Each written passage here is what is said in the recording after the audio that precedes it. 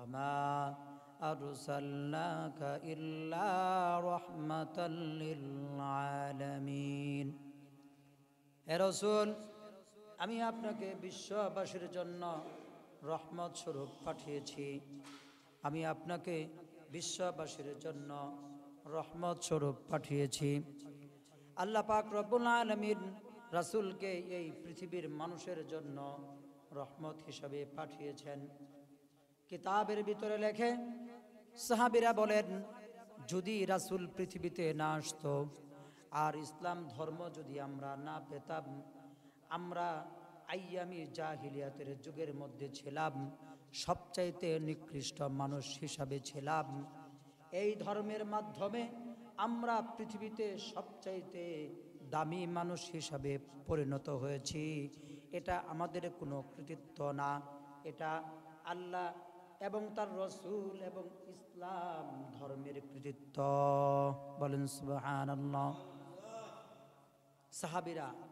ইসলাম ধর্ম পেয়ে তারা খুশি হয়েছেন তারা শুকরিয়া আদায় করেছেন যে এমন সুন্দর ধর্ম আমরা পেয়েছি যেই ধর্মের ভিতরে কোনো কালিমা নাই অর্থাৎ খারাপ কিছু নাই যেই ধর্মের ভিতরে কোনো সমস্যা নাই যেই ধর্মের ভিতরে কোনো গীবত শেখায়াত নাই যেই ধর্মের ভিতরে কোনো ওলট পালট কিছু নাই কিয়ামত পর্যন্ত যত মানুষ পৃথিবীতে আগমন করবে সমস্ত মানুষের জন্য আমাদের এই ইসলাম ধর্ম সুন্দর এবং পরিপাটি সৃজনশীল জোরে বলেন ঠিক কিনা আল্লাহ পাক রব্বুল আলামিন এই পৃথিবীতে বিশ্ব মানবতার মুক্তির দিশারি রাসূল করিম সাল্লাল্লাহু আলাইহি সাল্লামকে পাঠিয়েছেন তিনি এই পৃথিবীতে আগমন করার পূর্বে এই পৃথিবীতে তিনি আসার পূর্বে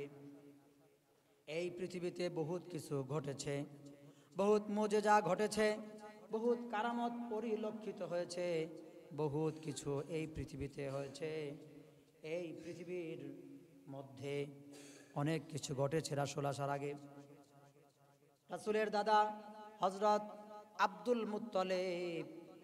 আব্দুল মুত্তালিব রাসূলের দাদা রাসূলের দাদার কাছে আব্দুল মুত্তালিবের কাছে কাবা শরীফের চাবি সংরক্ষিত ছিল আরব জামানার তৎকালীন নিয়ম ছিল যার কাছে কাবা শরীফের চাবি সংরক্ষিত থাকে সে আরব ভূখণ্ডের কেমন যেন সরকার কেমন যেন সে বাদশা দাদা আব্দুল মুত্তালিব তার কাছে আরব ভূখণ্ডের বাদশাহী ছিল এবং তার কাছে কাবা শরীফের চাবি সংরক্ষিত ছিল এবং কাবা শরীফের উল্লেখযোগ্য একজন খাদেম আব্দুল মুত্তালিব ছিলেন আব্দুল মুত্তালিব একজন একনিষ্ঠ একজন খাদেম ছিলেন কাবা শরীফের কিন্তু মানুষ কাবা শরীফের ভিতরে মূর্তি পূজা করত নানান ধরনের অন্যায় কাজ করত সেটা আব্দুল মুত্তালিব বাধা দেওয়া সত্ত্বেও মানুষ শুনতো না বা তার কাছেও পর্যাপ্ত পরিমাণ জ্ঞান ছিল না যে কারণে সে তাদেরকে বাধা দিতে পারত না কিন্তু আব্দুল মুত্তালিব কাবা শরীফের একনিষ্ঠ খাদেম ছিল যখন বাদশাহ আব্রাহা কাবা শরীফের মধ্যে হস্তি বাহিনীর মাধ্যমে হামলা করে রাসূল জন্মের 1 বছর পূর্বে তখন আব্দুল মুত্তালিব কাবা শরীফের সামনে দাঁড়িয়ে বলেছিল হে কাবার মালিক প্রভু তুমি এই ঘরের জিম্মাদারি দায়িত্ব খেদমত করার জন্য আমাকে দায়িত্ব দিয়েছ আমি তোমার ঘর সংরক্ষিত করতে পারতেছি না মেহেরবানি করে তোমার ঘর তুমি সংরক্ষিত করো কাবা শরীফের সামনে দাঁড়িয়ে আব্দুল মুত্তালিব যখন হাত উঠে এই দোয়া করলেন আল্লাহ তাআলা আব্দুল মুত্তালিবের দোয়া কবুল করেছেন আল্লাহ তাআলা ছোট্ট ছোট্ট পাখির মাধ্যমে আবাবিল পাখির মাধ্যমে ওই হস্তি বাহিনীকে ধ্বংস করে দিয়েছিলেন সূরা ফিলের ভিতরে বিস্তারিত ঘটনা এসেছে হস্তি বাহিনীকে আল্লাহ পাক রব্বুল আলামিন আবাবিল পাখির মাধ্যমে ধ্বংস করে দিয়েছিলেন আবাবিল পাখি ছোট্ট পাখি ওই পাখিগুলো তার পায়ের ভিতরে সামান্য পরিমাণে কঙ্কর নিয়েছিল। ওই কঙ্করগুলো উড়ন্ত অবস্থায় শুধুমাত্র ছেড়ে দিয়েছে। কিতাবের ভিতরে লেখে, হাতির উপরে যে বসা ছিল সৈনিকরা, ওই সৈনিকের মাথার উপর দিয়া কঙ্কর প্রবেশ করে পেটের ভিতরে দিয়ে বের হয়ে, পিছনের রাস্তা দিয়ে বের হয়ে হাতির পিঠের উপর দিয়ে ঢুকে হাতির পেটের নিচ দিয়া বের হয়ে মাটির তলদেশে চলে গেছে। বলেন সুবহানাল্লাহ। আচ্ছা বলেন, ছোট্ট কঙ্কর যদি আপনি কারোর উপরে 10, 15, 20 হাত উপর থেকে নিক্ষেপ করেন, কিছু হবে? কিছুই হবে না। কিন্তু ওই কঙ্কর ছিল না, ওটা ছিল আল্লাহ তাআলার আযাব, আল্লাহ তাআলার শাস্তি। আর আল্লাহ তাআলার ইচ্ছা হলো যে যত বড় তাকে তত ছোট জন্তু দিয়া মারে। নমরুদ পৃথিবীর বাদশা ছিল, মশা, ছোট্ট এক ল্যাংড়া মশার মাধ্যমে তাকে মেরে ফেলেছে। ফেরাউন বিশাল বড় বাদশা ছিল, পানির ভিতরে, সামান্য পানির ভিতরে ডুবায়া মেরে ফেলছে। অথচ পানির ভিতরে খুব সহজে কেউ মারা যায় না। সাঁতার যে পারে সে কি মারা যায়? মারা যায় না। কিন্তু ফেরাউন পানির ভিতরে ডুবে মরে গিয়েছে। বাদশাহ আব্রাহা শক্তিশালী ছিল, হস্তি বাহিনী ছিল, তাকেও আল্লাহ পাক রব্বুল আলামিন ছোট্ট পাখির মাধ্যমে, ছোট্ট কঙ্করের মাধ্যমে তাকেও শেষ করে দিয়েছে। কাবা শরীফ সংরক্ষিত করেছেন আল্লাহ পাক রব্বুল আলামিন। বলতেছিলাম, রাসূল জন্মের পূর্বে এই পৃথিবীতে অনেক কিছু ঘটেছে। দাদা আব্দুল মুত্তালিব একদিন স্বপ্নে দেখে ওই কাবা শরীফের মধ্যে মানুষ নানান ধরনের অন্যায় অপরাধ কাজ করতেছে, নানান ধরনের অন্যায় অপরাধ কাজ করতেছে। আর এগুলো দেখার পরে, স্বপ্নে এগুলো দেখলেন, দেখে ঘুম থেকে জাগ্রত হয়ে গেলেন। ঘুম থেকে জাগ্রত হয়ে চিন্তা করলেন, মানুষ যেভাবে কাবা শরীফের ভিতরে অন্যায় অপরাধ কাজ শুরু করে দিছে, অতি তাড়াতাড়ি এই এলাকার ভিতরে দুর্ভিক্ষ হবে। আর এই দুর্ভিক্ষের মোকাবেলা আমরা কেউ করতে পারবো না। যেই কথা সেই কাজ। অতি তাড়াতাড়ি কিছুদিনের মধ্যেই মক্কার এলাকার ভিতরে দুর্ভিক্ষ দেখা দিল, পানির সংকট দেখা দিল, খাওয়া দাওয়ার সমস্যা সৃষ্টি হয়ে গেল। তখন আব্দুল মুত্তালিব কাবা শরীফের কাছে যেয়ে বললেন, হে কাবার মালিক, যা কিছু সমস্যা হয় আমি তোমার কাছে বলি, আমি তোমার কাছে পেশ করি। এই যে দুর্ভিক্ষ দেখা দিছে, এই দুর্ভিক্ষ মোকাবেলার মতো কোনো শক্তি আমাদের নাই। মেহেরবানি করে তুমি দুর্ভিক্ষ দূর করে দাও। কিন্তু দুর্ভিক্ষ দূর হয় না। 2 দিন 3 দিন বলার পরে তৃতীয় দিন আব্দুল মুত্তালিব বলল, হে কাবার মালিক, আমার 10টা ছেলে আছে। কজন ছেলে? 10 জন ছেলে আছে। 10 জন ছেলের মধ্যে কোনো একজন ছেলেকে আমি তোমার রাস্তায় কুরবানি করব। তোমার রাস্তায় আমি কুরবানি করব, এর বিনিময়ে হলেও তুমি এই দুর্ভিক্ষ দূর করে দাও। এবার দোয়া কবুল হয়ে গেল। দুর্ভিক্ষ 4-5 দিনের মধ্যে দূর হয়ে গেল, দুর্ভিক্ষ চলে গেল। এখন আব্দুল মুত্তালিবকে স্বপ্নের যুগে দেখাইতেছে, হে আব্দুল মুত্তালিব, আমি তো দুর্ভিক্ষ দূর করে দিছি, এখন তুমি যে মানত করেছিলে তোমার 10 জন ছেলের মধ্যে কোনো একজন ছেলেকে কুরবানি করবে, তা করো না কেন? তাড়াতাড়ি কুরবানি করো।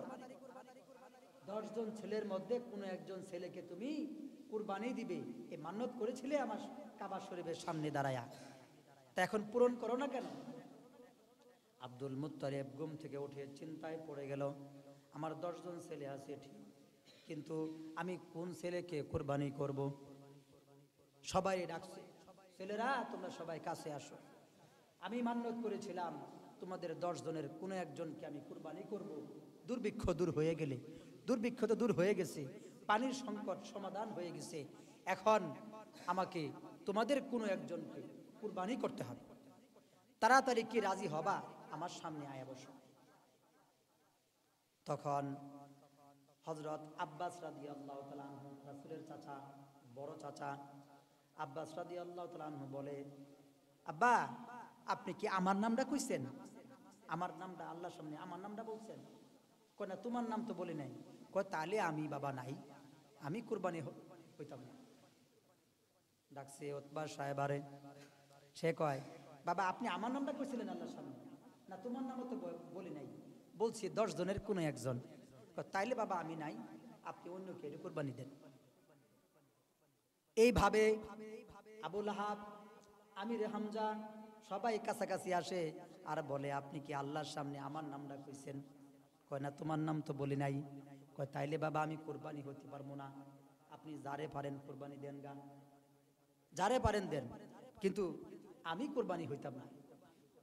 কুরবানি হওয়া মানে কি? জবাই হয়ে যাওয়া, শেষ হয়ে যাওয়া। ইচ্ছা করে কেউ মরতে চায়? কেউ চায় না। অবশেষে সবাইকে বাছাবাছি করতে করতে আব্দুল্লাহ, রাসূলের আব্দুল মুত্তালিবের সবার ছোট ছেলে, রাসূলের বাবা আব্দুল্লাহর কাছে ডাকছে, হে আব্দুল্লাহ তুমি কাছে আসো। আব্দুল্লাহ সবার মতো জবাব দেন। আব্দুল্লাহ বলে, বাবা আপনি কারো নাম বলেন নাই, ঠিক আছে, কিন্তু বড় ছেলে যারা আছে সবাইকে তো আপনি বলছেন, কেউ তো কুরবানি হতে চায় না। এখন আপনার মান্যত তো পূরণ করতে হবে।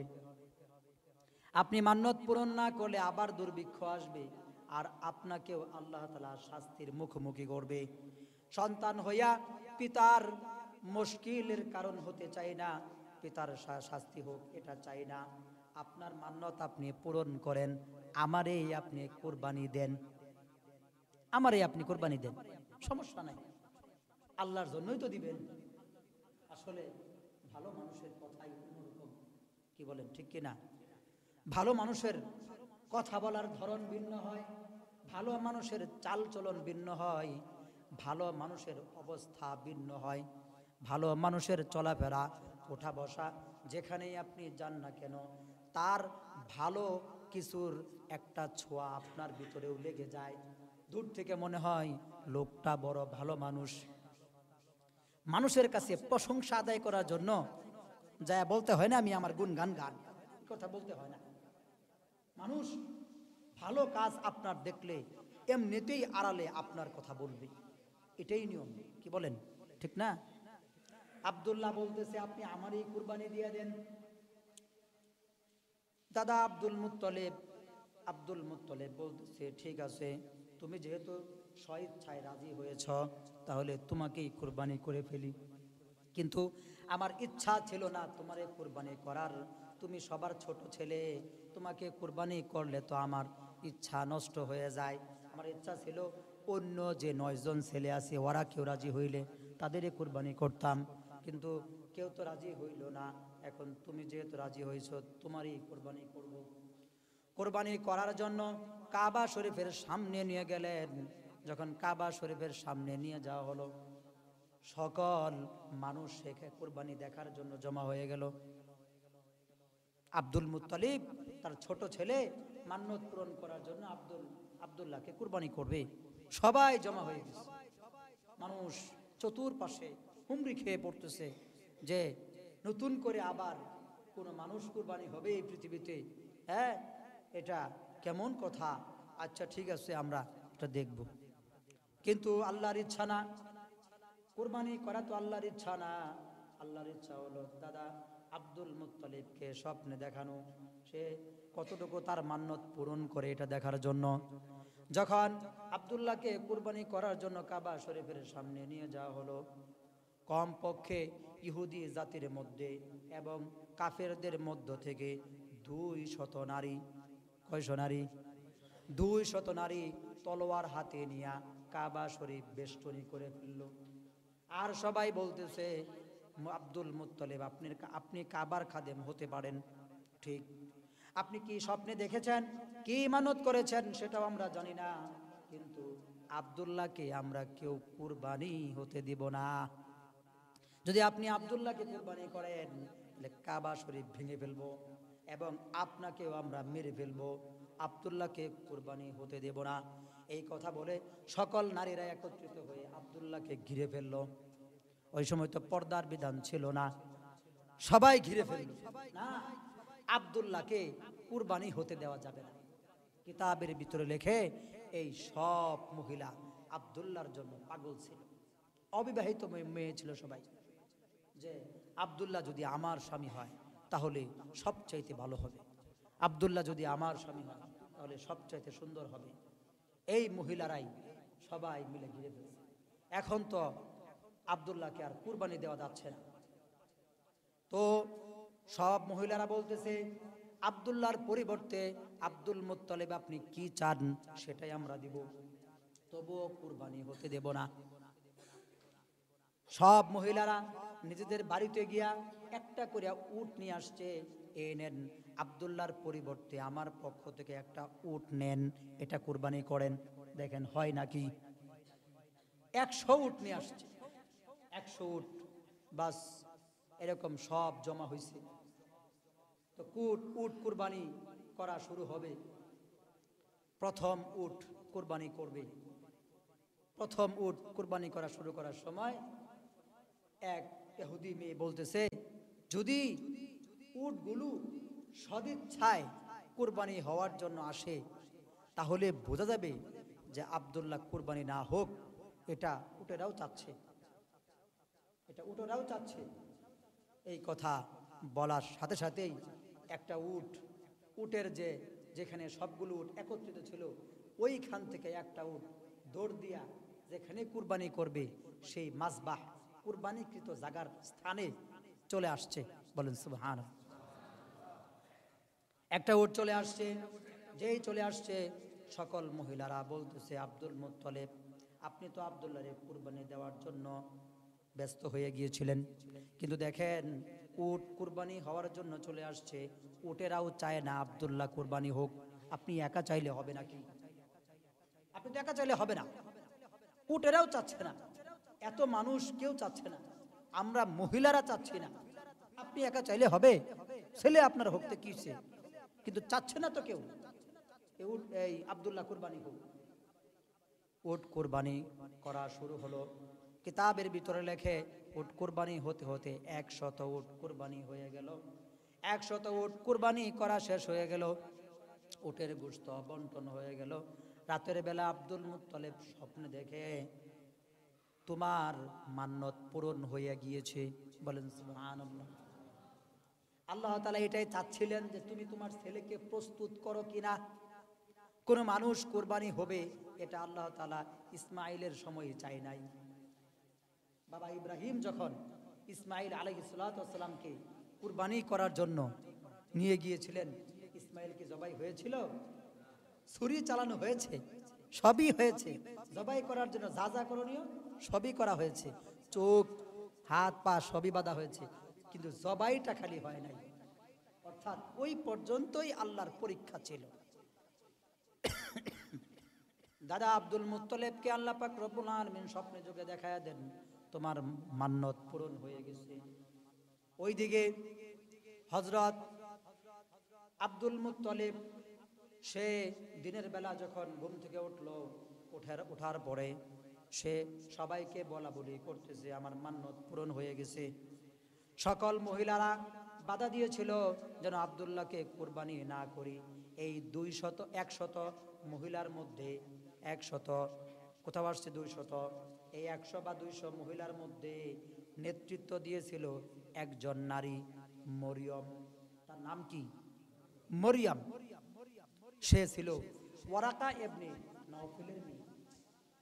ওয়ারাকা ইবনে নওফলকে, ওয়ারাকা ইবনে নওফল হলো ইনজিল, জাবুর, তাওরাত, অর্থাৎ আমাদের এই কোরআন শরীফ ছাড়া আর যে ধর্মগ্রন্থগুলো আছে ওই সবগুলো তার মুখস্থ।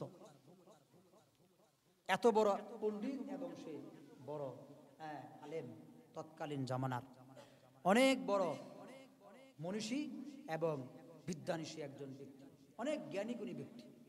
ওই ওয়ারাকা ইবনে নওফলের আর কোনো সন্তান ছিল না, একটি মাত্র মেয়ে ছিল মরিয়ম। মরিয়ম এই মহিলাদেরকে একত্রিত করে নেতৃত্ব দিয়েছিল যাতে আব্দুল মুত্তালিব আব্দুল্লাহকে কুরবানি করতে না পারে। সব মহিলারে হ্যাঁ একত্রিত করছে।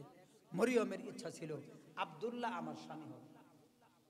কারণ কি, কিতাবের ভিতরে লেখে আব্দুল্লাহ যখন চলাফেরা করত মক্কা মুকাররমায়, মরিয়ম তাকে দূর থেকে দেখত, দেখে মনে মনে ভাবতো এই লোকটা যদি আমার স্বামী হয় খুব ভালো হবে। আমি আমার বাবার একজন মাত্র সন্তান, আমার বাবার যত সম্পদ রয়েছে সমস্ত সম্পদের মালিক আমি হব, আর আমার সমস্ত সম্পদ আমি আব্দুল্লাহকে দিয়ে দিব, তবুও আমি আব্দুল্লাহর স্ত্রী হতে চাই। মরিয়ম স্বপ্নে যুগে দেখতো এবং বাস্তবেও দেখতো আব্দুল্লাহর কপালের ভিতরে এমন একটা নূর আছে যে নূরের কারণে আব্দুল্লাহর চেহারাটা সব সময় ঝলমল ঝলমল করত।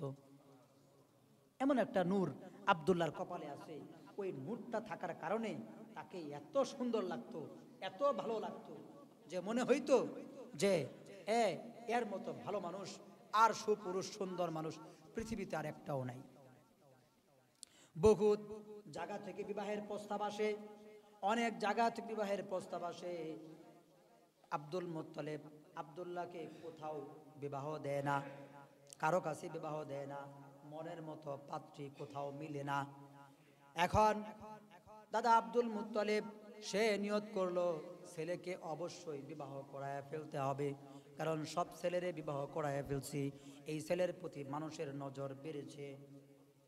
একদিন হঠাৎ করে ইয়াসরিব নামক, অর্থাৎ বর্তমানে যে মদিনা রয়েছে, এটা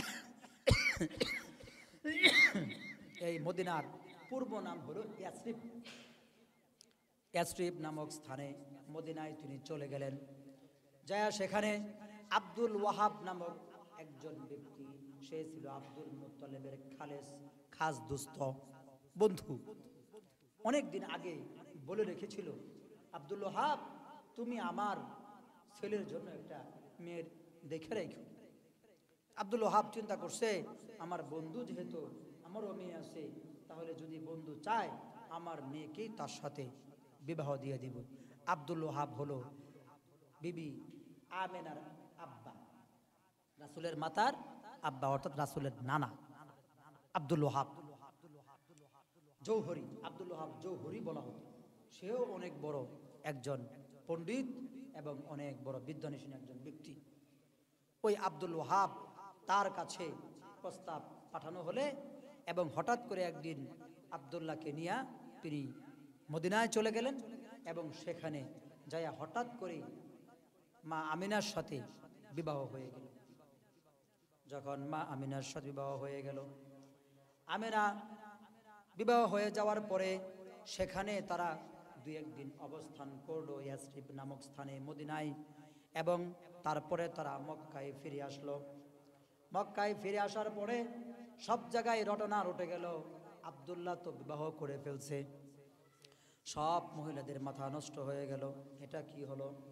আমরা সকলেই চাইতাম আব্দুল্লাহকে বিবাহ করব, কিন্তু এখন তো দেখা যাইতেছে আব্দুল্লাহ বিবাহ করে ফেলছে। ঘটনাক্রমে কোনো একদিন ওই যে মরিয়ম ওয়ারাকা ইবনে নওফেলের মেয়ে, তার বাড়ির সামনে দিয়া আব্দুল্লাহ যায়। তখন আব্দুল্লাহকে ডেকে মরিয়ম বলে, হে আব্দুল্লাহ, তুমি বলে বিবাহ করে ফেলছো, দেখি তো তোমার চেহারার দিকে তাকায়া দেখে তুমি অবশ্যই বিবাহ করে ফেলছ। তুমি স্বীকার করো আর না করো, বলো আর না বলো, তুমি বিবাহ করে ফেলছ।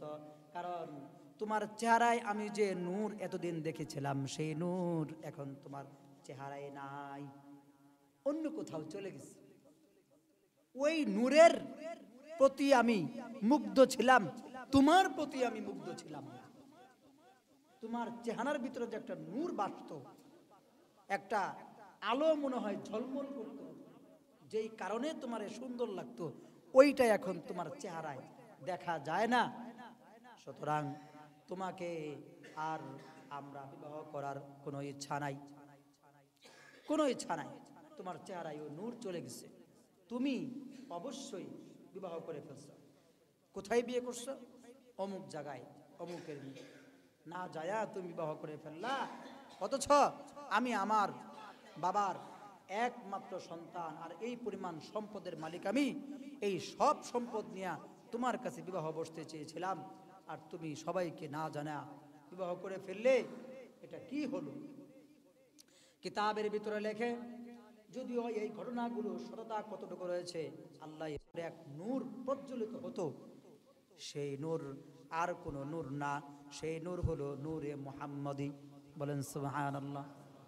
নূরে মুহাম্মদীকে তুমি মুহাব্বত করেছ, তুমি যেহেতু নূরে মুহাম্মদীকে মুহাব্বত করেছ, সুতরাং তুমি অবশ্যই ক্ষমার উপযুক্ত। যাও, তোমাকে মাফ করে দিলাম, তোমারে মাফ করে দিলাম। বাকি মারিয়ামরা কি জন্য দাঁড়িয়েছ? কয় আমরাও মনে করেছি আমরা আপনি আমাদেরকেও ডেকেছেন। তো ঠিক আছে, ওই মারিয়ামের সাথে তোমরাও যারা মারিয়াম আছো, তোমাদেরকেও মাফ করে দিলাম। যাও, তোমরা আমল নামা ওজন করো, তোমাদের আমল নামা ভারী হবে। আমল নামা কি হবে? ভারী হবে। এইভাবে এই মারিয়াম, মরিয়ম ওয়ারাকা ইবনে নওফলের মেয়ে, সে চিন্তা করতেছিল রাসূলের বাবাকে বিবাহ করার জন্য।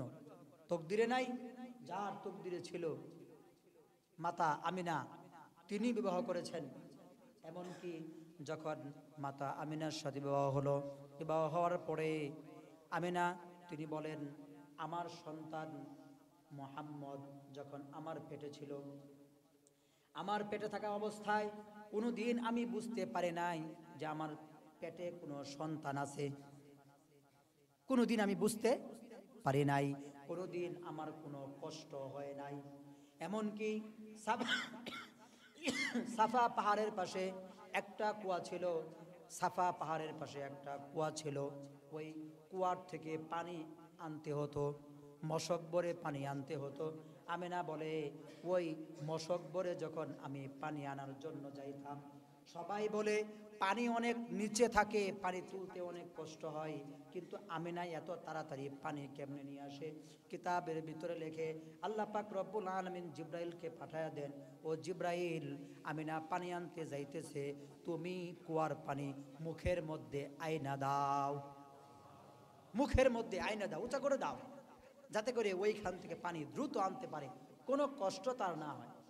আমিনা আরো বলে, যখন আমি চলাফেরা করতাম, রোদের ভিতরে চলাফেরা করতাম, তখন আমার মনে হতো এক খণ্ড মেঘের ছায়া আমাকে ছায়া দিচ্ছে, মেঘের খণ্ড আমাকে কি দিচ্ছে? ছায়া দিচ্ছে।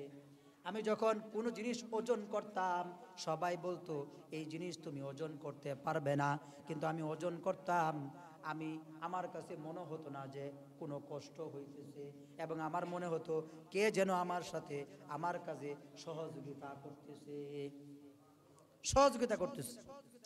আমিনা বলে, আমি যখন বিবাহ হয় নাই, তখন আমি একদিন স্বপ্নে দেখি যে আমার আসমানের মধ্যে অনেকগুলো তারকা আছে এবং একটা চাঁদ উঠেছে। ওই চাঁদটা আস্তে আস্তে এরকম আস্তে আস্তে মক্কার দিকে চাঁদটা উঠেছে। ওই চাঁদটা আস্তে আস্তে মদিনায় এসে সোজা আমার শরীরে আমার কাছাকাছি চলে আসে। ওই দিন আমি বুঝতেছিলাম অবশ্যই এমন একজন মানুষ আমার গর্বে আসবে, এমন একজন মানুষের সাথে আমার সাক্ষাৎ হবে, যে মানুষটা চাঁদের চেয়েও সুন্দর হবে। আমাদের রাসূল চাঁদের চেয়েও সুন্দর ছিলেন। রাসূল বলেন, এই পৃথিবীতে দুইজন মানুষ সুন্দর, হযরত ইউসুফ আলাইহিস সালাম তিনি সাদা সুন্দর, আর আমি অর্থাৎ রাসূল লাল সুন্দর। বলেন সুবহানাল্লাহ। সুন্দর তিনারা ছিলেন। পৃথিবীতে রাসূলের আগমনের পূর্বে বহুত ঘটনা ঘটেছে। যখন রাসূল পৃথিবীতে আগমন করেন, আগমন করার আগ মুহূর্তে পারস্যে 1000 বছর ধরে জ্বলা অগ্নিকুণ্ড নিভে গেছে।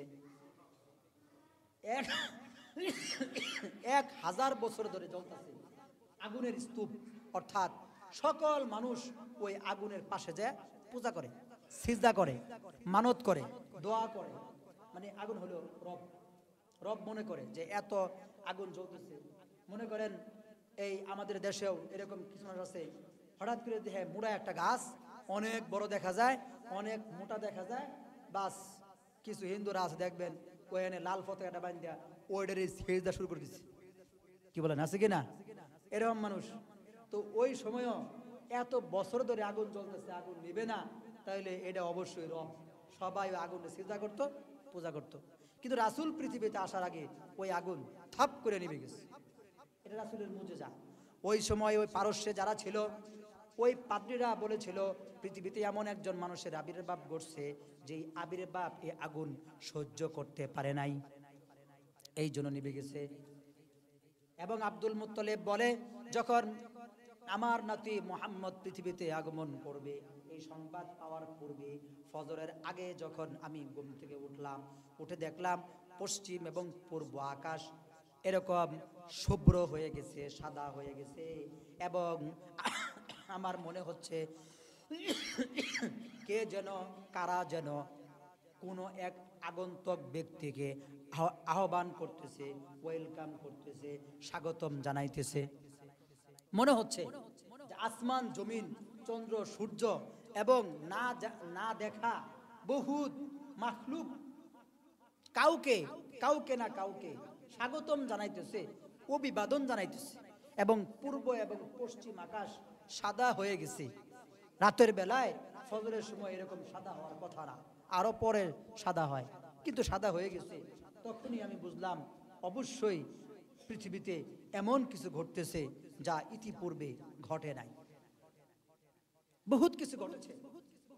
রাসূল পৃথিবীতে এসেছেন বিশ্ব মানবতার মুক্তির দূত হিসাবে, বিশ্ব মানবতার রহমত হিসাবে, বিশ্ব মানবতার রহমত হিসেবে রাসূল আসছেন। রাসূলের আশাটা আর দুনিয়ার 10টা মানুষের আশা সমান হতে পারে? রাসূল পৃথিবীতে এসেছিলেন খতনা হওয়া অবস্থায়, নারী কাটা অবস্থায়।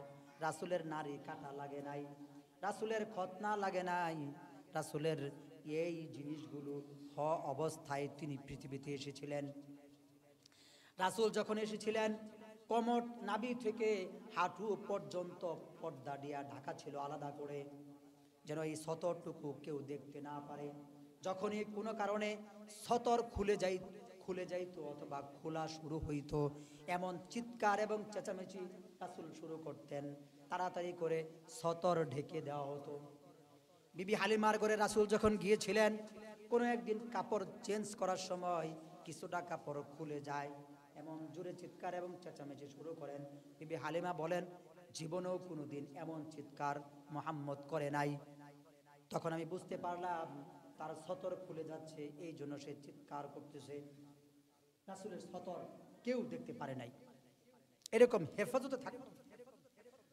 আরো যখন রাসূল বড় হলেন, বড় হওয়ার পরে যখন কাবা শরীফের পাথর নির্মাণ নতুন করে পুনর্নির্মাণ হবে, অর্থাৎ কাবা শরীফ বন্যার কারণে একবার ভেঙে গিয়েছিল, যখন আবার পুনর্নির্মাণ হবে, তখন ওই কাবা শরীফের আশপাশে কাফেরদের মধ্যে অনেকগুলা গ্রুপ ছিল, 4টা গ্রুপ ছিল প্রধান। সব গ্রুপের নেতারা বলে, আমরা এই কাবা শরীফ পুনর্নির্মাণ করব, প্রথম কাজটা আমরা শুরু করব, প্রথম পাথরটা আমরা দিব। তারাও কয় আমরা দিব, ওরাও কয় আমরা দিব, তারাও কয় আমরা দিব, সবাই আমরা দিব। মানে সবাই মনে করতেছে আমি দিতে পারলেই তো আমার সুনাম, কাবা শরীফ বলে কথা। রাসূলকে ডাকা হলো যে তুমি তো আল আমিন, তুমি সত্যবাদী, তুমি একটা ফয়সালা করো। সবাই তো এই কাবা শরীফের পাথর সবার আগে দিতে চায়। রাসূল বলেন, ঠিক আছে আপনারা সবাই দিবেন। কয়টা আবার কিভাবে? কয় এইভাবেই, একটা চাদর আনেন, একটা চাদর আনেন। চাদর আনা হলো, ওই চাদরের মধ্যে বড় পাথরটা ওই চাদরের মাঝখানে রাখা হলো। আর 4 গোত্রের 4 জন নেতাকে বলা হলো, আপনারা চাদরের 4 কোণায় ধরেন, আর আমি পাথরের নিচে অর্থাৎ মাঝখানে ধরি। বাস, এবার সবাই মিলে আমরা পাথর ওই জায়গায় যেখানে নির্মাণ হবে সেখানে রেখে আসি। এই তো আমরা সবাই মিলে দিলাম। আসলে মূলত দিলেন কেরা? রাসূল। কি বলেন? হেরা তো পাথরই ধরে নাই, ধরছে কি? চাদর, চাদরের কোনা। আর রাসূল ধরছেন পাথরের, চাদরের নিচে পাথরের উপরে। বাস, মূলত রাসূলই দিলেন। রাসূল এটা বলেন না যে আমিই দিলাম, রাসূল বলছে ঠিক আছে আমরা সবাই মিলে